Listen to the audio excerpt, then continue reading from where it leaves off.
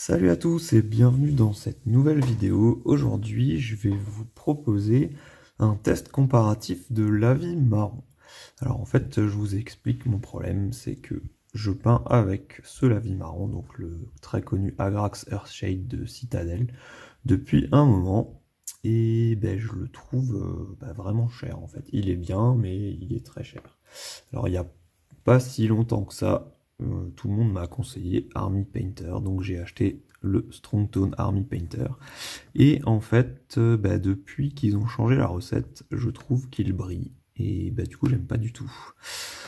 Donc j'ai pas mal fait de recherches sur les deux, enfin le lavis Valero, et j'ai pas réussi à avoir vraiment de réponse claire. Alors du coup, j'ai acheté du Valero Umberwash et du Valero Brown de Ink, du coup, cette fois.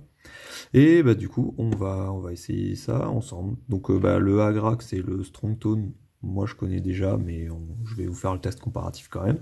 Et les deux Valero, on va les ouvrir ensemble, et ça va être la surprise pour moi, pour moi aussi. Donc je vous ai prévu ces petits racles-chaînes. Donc je les ai séparés en deux. Donc sur celui-là, je vais essayer la Games Workshop et la Army Painter. Sur celui-là, vous allez avoir donc la Valero Wash et la Valero Ink. Et la Ink, au final, vu qu'elle n'est pas vraiment faite pour faire des lavis, je vais aussi tester, enfin selon le résultat, de vous faire diluer à 50% avec de l'eau et avec du médium. Donc voilà, on va commencer par la Army Painter, la Citadel. Donc je vous avoue que les pots Citadel pour les peintures, je trouve que c'est vraiment de la grosse merde, j'aime pas du tout. Mais au final, pour les wash et pour les contrastes, comme elles s'utilisent pures, je trouve ça pas si mal. Au final, il faut juste penser à mettre la pâte à fixe. Donc voilà, aujourd'hui j'ai essayé de mettre une focale fixe, on va voir si c'est mieux. Donc j'imagine que vous connaissez déjà. Ah oui, alors je vais vous expliquer quand même. Donc ces petits racles-chaînes ont été basés donc en Flat Earth Valero. Donc ça c'est le marron.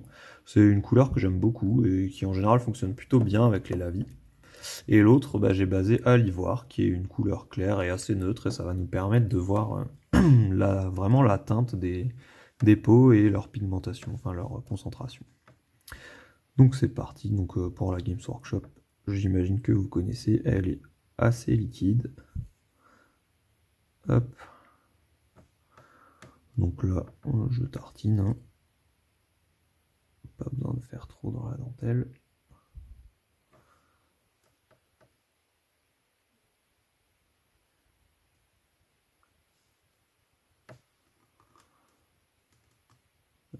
Mon pot il est quasiment vide.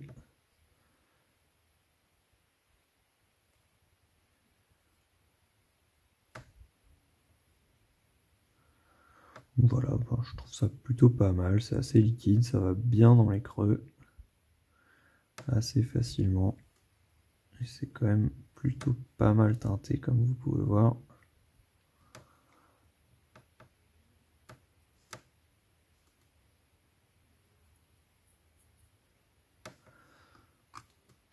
Hop.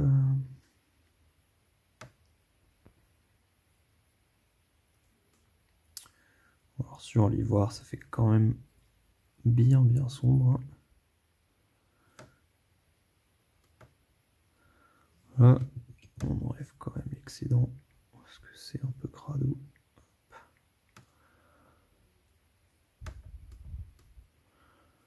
Voilà. Alors, qu'est-ce que ça donne la focale fixe? C'est pas GG. Hop. Un petit peu encore. Ok, donc là, moi je vais sécher au sèche-cheveux. Je couperai au montage, vous inquiétez pas. Voilà, donc le Games est à peu près sec. Donc bon, il y a juste ici, ça a un peu... J'étais un peu fort avec le sèche-cheveux, donc ça a poussé le pigment. Donc voilà, on va pouvoir partir sur le Army Painter. Hop. On secoue bien. Donc le Army Painter, c'est le Strong Tone, c'est la vie marron foncé. Hop, on va mettre une goutte. Donc là, j'y vais aussi pur. Hein. Hop, donc on voit tout de suite qu'il est pas mal plus gluant en fait. Moins liquide. Et on badigeonne gaiement. Mais quand même en essayant de rester du bon côté. Parce que sinon ça n'aurait aucun sens. J'ai essayé de vous faire le test le plus on va dire, scientifique possible. Qu'on soit dans les mêmes conditions. Alors bon, c'est pas 3 fois la même figurine exactement parce que j'avais pas envie de dévaliser mon marchand de journaux avec les Mortal Rim pour en laisser aux autres.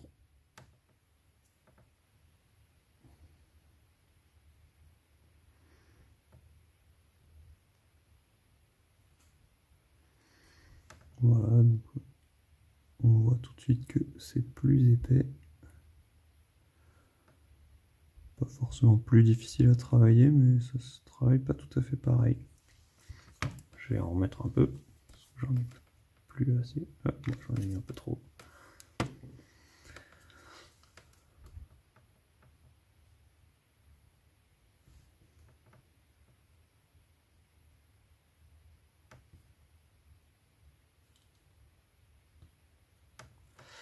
Voilà, je crois qu'il y en a à peu près partout.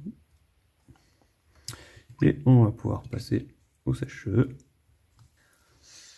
Et voilà ce que ça donne. Donc c'est sec hein, au toucher, mais on dirait pas parce que ça brille vachement quand même. Donc je ferai des photos comme ça et puis j'essaierai de passer du vernis mat dessus pour voir ce que ça donne, si ça tue vraiment. Moi je trouve que ça a jamais vraiment tué l'effet. Mais là franchement les deux on voit grave la différence quoi. Alors on voit que c'est un petit peu plus foncé. Alors bon là la partie était plus lisse, du coup c'est difficile à dire, mais ça teinte un peu plus. Mais surtout, ouais, cet aspect brillant quoi. Alors il semblerait que la palette humide Red Grass accentue le défaut, mais j'ai déjà fait dans une palette sèche et c'est pareil quoi. Donc quand bien même le vernis tuerait l'effet, moi ça me dérange pour continuer à peindre, je sais pas. C'est pas que ça m'éblouit, mais ça m'embête. Donc voilà ce que ça donne. Donc hop, tu en fais le focus quand même. Donc Citadel d'un côté, Army Painter de l'autre, avec la nouvelle formule Glossy Glossy. Bon, maintenant on va passer au vif du sujet qui moi m'intéresse parce que c'est quelque chose que j'ai pas encore testé. Donc on va faire le Umber Wash de Valero. On secoue bien. Hop. Et je vais en mettre un coup sur la palette. C'est marrant, ça a l'air moins transparent que les autres presque. Et ça a l'air plutôt liquide. Mais bon, on va essayer. Hein. Ah oui, c'est sacrément liquide même. Hop, le wash c'est de ce côté. Hop. Oui, c'est très liquide même. Ça se pose plutôt bien.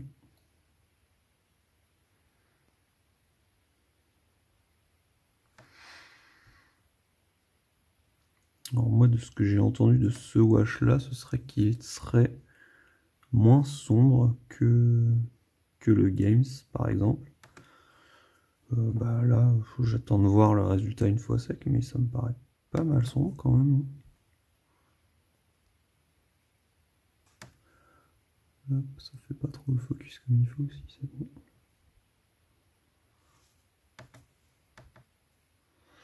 Bon, j'aurais pu peut-être prendre un plus gros pinceau, mais là,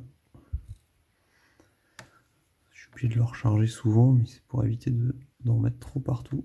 J'ai pris un taille 1.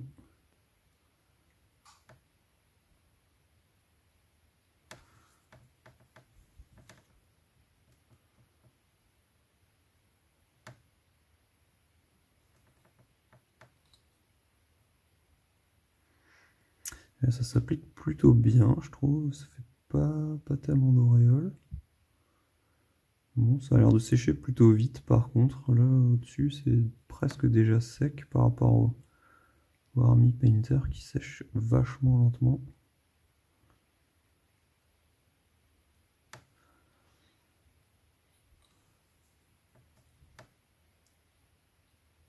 Hop. Bon, on va sécher tout ça. Alors voilà ce que ça donne. Ben, moi je trouve ça pas trop mal, franchement. C'est super mat. Alors, par rapport aux games, ça semble plutôt équivalent. C'est peut-être un peu moins sombre, effectivement. Peut-être, ouais, passer une deuxième couche localement, éventuellement, mais non, moi je suis plutôt emballé là. Bon, on va essayer le ink maintenant. Hop, on secoue bien. Ah ouais, ça a l'air beaucoup plus pigmenté là. Bon, clairement, je pense que le ink, il est pas vraiment prévu pour être utilisé pur. Mais bon, on va regarder ce que ça donne. Hein. Oh là, ça a l'air super pigmenté. Allez, on est prêt. Sprouch. Comme dirait Dim. Ah ouais, ok. Voilà. Clairement, on voit que c'est beaucoup plus pour teinter que pour ombrer. Hein. Voilà, vous avez vu mon ivoire, il est devenu carrément marronasse. Marron rouge un peu. Après, ça s'applique plutôt bien. Hein. Mais très clairement, c'est pas pour cette utilisation là, je pense. Hein. Bon, je le savais, mais bon, c'est intéressant quand même de voir la différence. Pour ceux qui utilisaient pas trop d'encre comme moi, c'est bien différent quand même. Hein.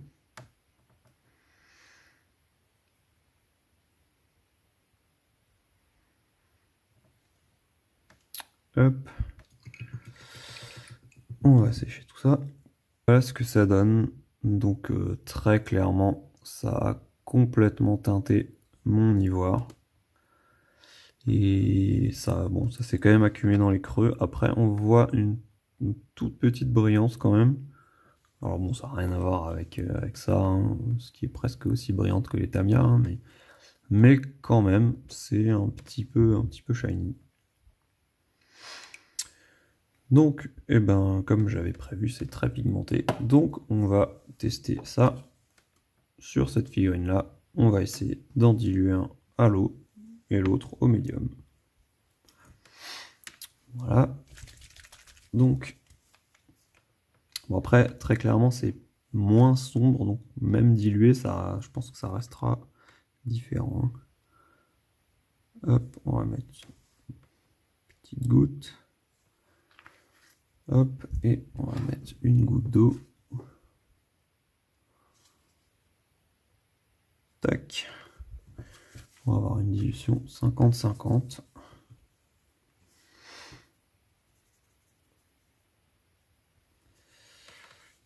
Voilà, et donc on va y aller de ce côté-là. Sprouch.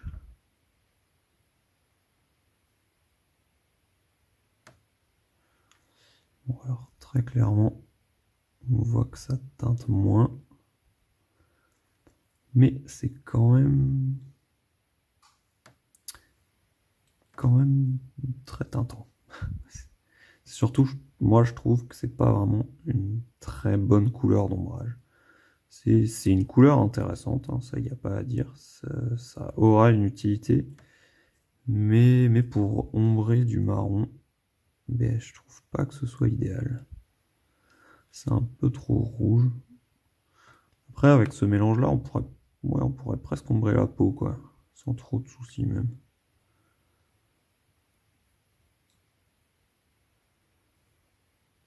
Voilà.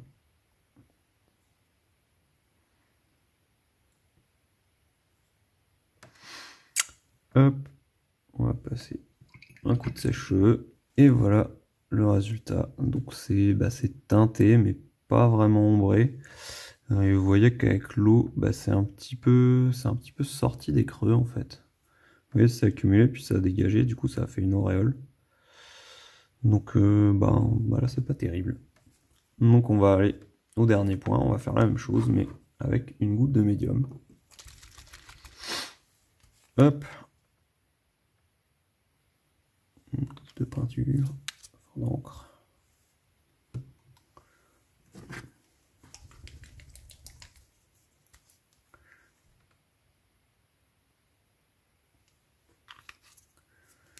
Et une goutte de médium. On mélange tout ça. Déjà, on voit. Donc j'ai utilisé le médium. Voilà, c'est du Prince Auguste, mais Valero Prince Auguste, c'est pareil.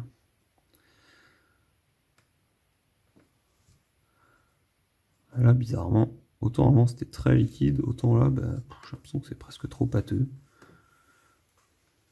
Bon, alors bon, pour les besoins de l'expérience, je vais le laisser comme ça.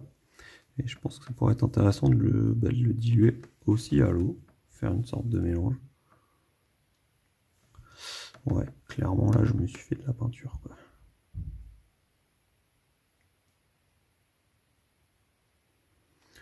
C'est très clairement pas bon du tout pour ombrer.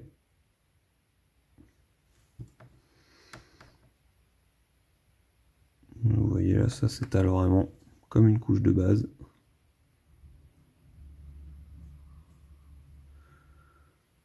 Hop. Je vais carrément pas aller plus loin avec celui-là et je vais rajouter de la flotte pour essayer d'avoir une texture plus liquide pour la suite.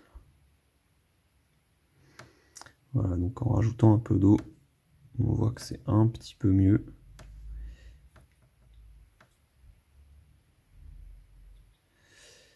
Mais bon, très clairement, c'est pas GG quoi.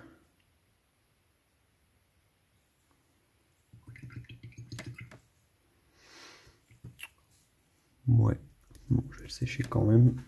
Voilà, on dirait que j'ai carrément passé une couche de peinture marron.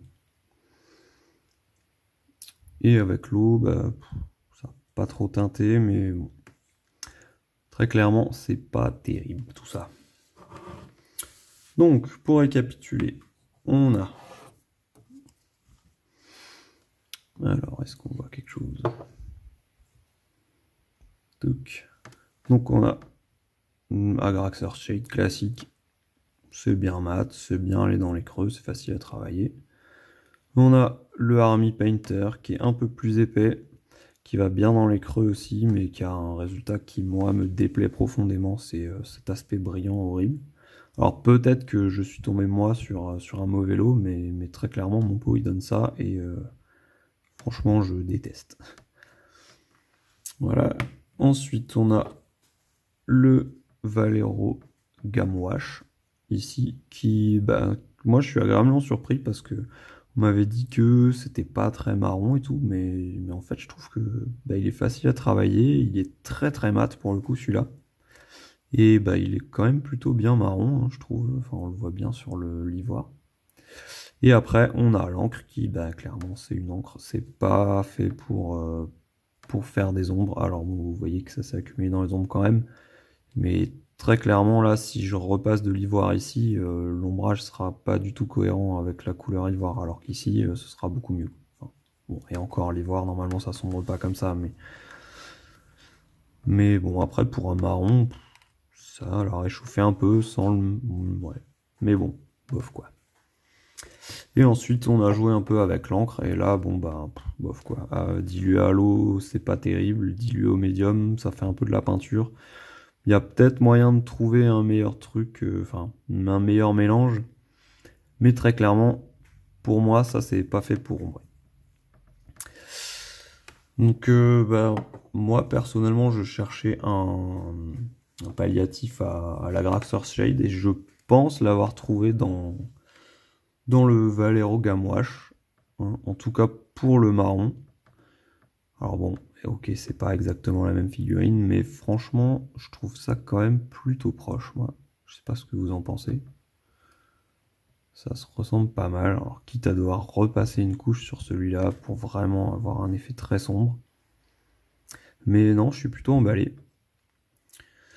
Et pour parler des choses qui fâchent, j'ai fait le calcul. Donc l'Agrax Earthshade, ça, je le trouve à 6,30 € les 24 ml.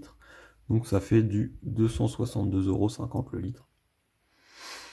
Donc c'est clairement le plus cher du marché, hein. On va pas se mentir. Le Strong Tone, il est à 2,75 les 18 ml, donc ça fait du 152,80 € le litre. Donc c'est presque 2 fois moins cher que le Games Workshop, pas tout à fait, mais pas loin. Le Valero Humberwash, donc celui-là, il est à 2,60 € les 17 ml, donc ça fait du 152,90 € le litre, donc c'est équivalent au Strong Tone de Army Painter. Donc moi je trouve ça très intéressant. Et le Brown Ink, donc voilà. En même temps je vous montre les figurines, j'aurais pu vous montrer plutôt les pots, ça aurait été plus parlant. Donc voilà, le Brown Ink il est à 2,50 € les 17 ml. Et donc ça fait du 147 € le litre, donc c'est le moins cher. Bon, ça se joue pas à grand chose hein, avec les trois là, mais voilà, comme ça, vous êtes au courant. Hop, ces trois là, ils sont grosso modo au même tarif. Et celui-là, il est quasiment 2 fois plus cher. Donc voilà, je vais vous faire des photos que je vais vous mettre à la fin. Et puis je vais essayer de vernir les figurines pour voir si on arrive à tuer l'effet brillant du Strong Tone. Mais honnêtement, j'y crois pas trop. Alors voilà, j'ai passé donc une couche de vernis sur mes 3 figurines. J'ai laissé sécher une nuit et donc je vais vous montrer le résultat. Donc pour info, moi j'utilise ce vernis là, donc c'est un vernis en bombe pour les tableaux en fait. C'est le vernis mat Sennelier, hop, c'est là la marque Sennelier. Donc moi je l'aime bien, il est plutôt bien, j'ai pas de mauvaise surprise avec. Alors il a un rendu très très très légèrement satiné, bon, c'est vraiment... c'est au toucher, c'est un peu plus doux. Alors j'ai eu un peu une mauvaise surprise avec mes dernières figurines où j'ai mis du pigment dessus pour avoir un effet très poussiéreux. Donc là ça m'a un peu tué l'effet poussiéreux, j'ai dû en remettre. Mais sinon c'est un très bon vernis. Donc ce qu'on peut voir, bon, sur le Agrax, bon, c'était déjà mat. Donc c'est resté mat. Par contre, là où c'est intéressant, c'est sur le Army Painter, ça a bien tué l'effet brillant. Vous pouvez voir, ça brille plus du tout. Alors bon, si vous avez l'habitude de vernir vos figurines, ça peut ne pas poser problème. Si vous, ça vous dérange pas l'effet brillant pendant que vous peignez, moi perso, j'ai du mal à éclaircir sur une zone qui brille, ça m'insupporte. Voilà, donc pour les autres aussi, vous voyez que ça a bien matifié ce qui était légèrement satiné. Mais bon, après, les autres étaient déjà plus ou moins mat. Donc voilà, en tout cas c'est très intéressant pour l'Army Painter. Si jamais vous avez un rendu brillant, vous pouvez voir que ça se rattrape. Voilà, c'est tout pour ces tests de ces 4 pots de la vie et encre brun. Donc j'espère que ça vous a été utile. Et puis je vous mets ce qui suit, les photos des rendus de ces 3 raclochènes. Allez, salut!